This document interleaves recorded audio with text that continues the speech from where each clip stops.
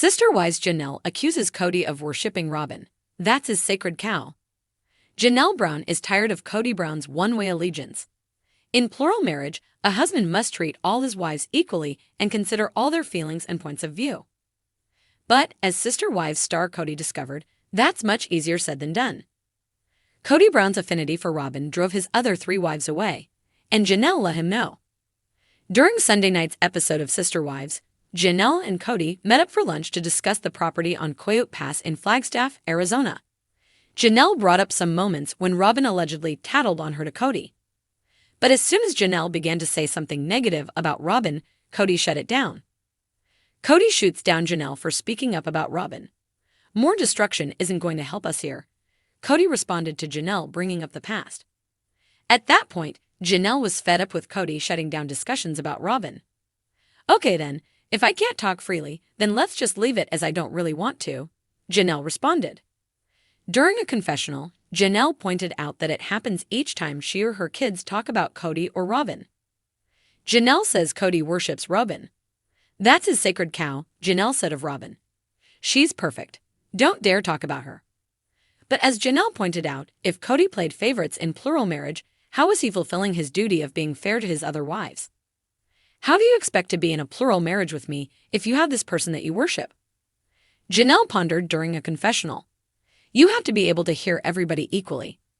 Kody's favoritism towards Robyn has been evident on Sister Wives for years. Sister Wives viewers picked up on the fact that Kody favored Robyn pretty early into the series. When Robyn joined the family in 2010, it shifted the Brown family's dynamic, not necessarily for the better. For years, Robyn has maintained that she never intended to push Kody's other wives out and that she longed for the camaraderie of having sister wives. Kody has mostly denied playing favorites with Robyn, although his behavior suggested otherwise. Mary, Janelle, and Cristin Brown held on to hope for years, but eventually they'd had enough and left Kody in succession. Now that Mary, Janelle, and Cristin have moved on from Kody and Robyn, all 3 ladies appear to be thriving. Janelle could barely contain her frustration as she paced the living room, her words tumbling out in a mix of anger and exasperation. He's practically worshipping her, she muttered, throwing her hands up. Robyn's his sacred cow. The words came out with a bitter edge, something she rarely allowed herself to feel, let alone voice out loud. But today was different. Today, Janelle had reached her breaking point. This wasn't the first time she'd felt like an outsider in her own family. Over the years, she'd learned to overlook the little slights, the subtle differences in how Kody treated each of his wives. But lately, something in him had shifted, a gravity that pulled him toward Robyn with a force that seemed unbreakable. It wasn't just favoritism. It was devotion, almost reverence, and it left her, and the rest of the wives, feeling like satellites left to drift. Janelle's gaze drifted over the framed family photos on the wall. She remembered the early days when things were different, simpler. Back then, they were all united in their shared vision of a family, one that was built on respect, love, and a commitment to each other.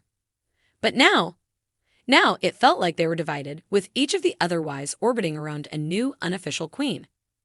Janelle shook her head, bitterly amused by the irony. This wasn't what she signed up for. Later that evening, she found herself sitting across from Cristin, who was always the best sounding board for these frustrations. They'd become closer than ever in recent months, both grappling with the same sense of displacement. As they sipped their tea, Cristin leaned forward, eyes wide, her face a mix of sympathy and fury on Janelle's behalf. "You're not crazy, Janelle," Cristin said, shaking her head as if to shake off her own disbelief. "It's like he has blinders on when it comes to Robyn. I mean, when was the last time he actually listened to us?" Janelle sighed, running a hand through her hair. "It's not just the blinders, Cristin.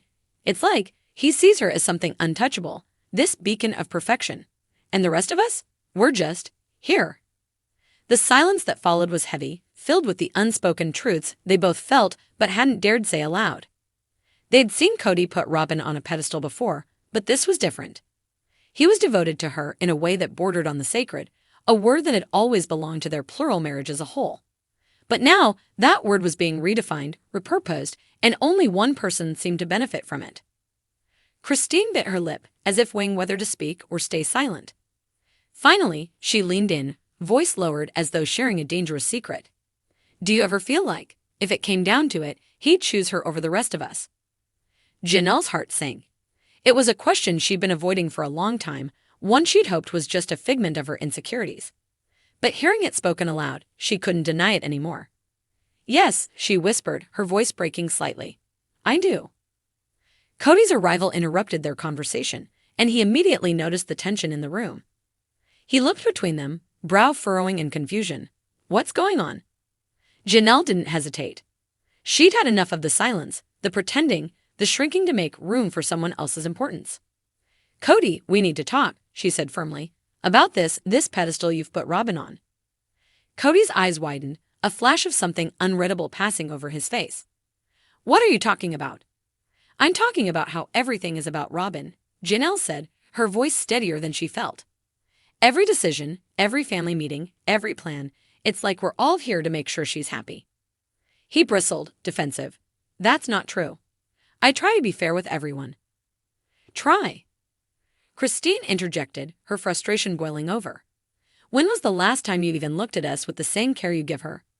You're supposed to be our husband, Kody, all of ours. But these days, it feels like you're just hers." Kody shook his head, scoffing slightly. "You're blowing this way out of proportion." But Janelle didn't back down. "Are we, though?"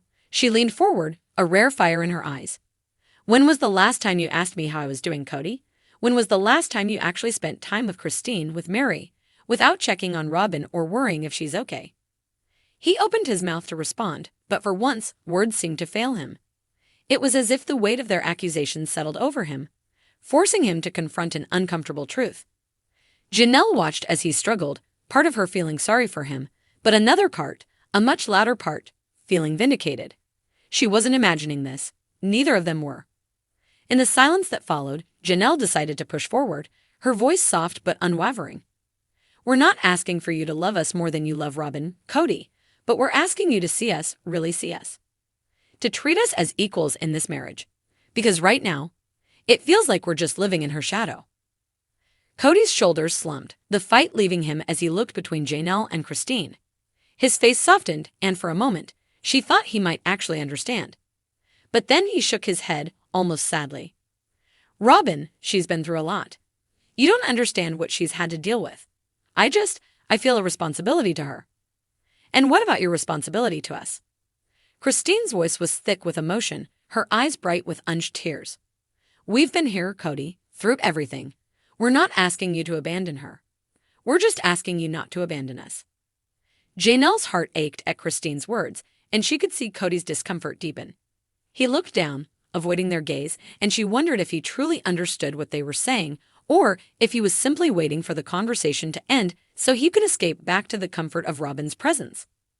With a deep sigh, Janelle realized that no matter what words they used, the change they wanted couldn't come from them. It had to come from him. They could only make their needs clear, and if he chose to ignore them, then they'd have to face the painful truth they'd been avoiding, that perhaps the unity they'd all once believed in was no longer possible. That night, as she lay awake in bed, Janelle found herself at a crossroads. She could continue on, hoping Kody would see them again, hoping he'd remember the family he'd committed to. Or she could start thinking about her own happiness, her own future, one that wasn't dependent on his attention or his approval. A part of her knew that if things continued as they were, she couldn't keep waiting for the scraps of affection he tossed her way.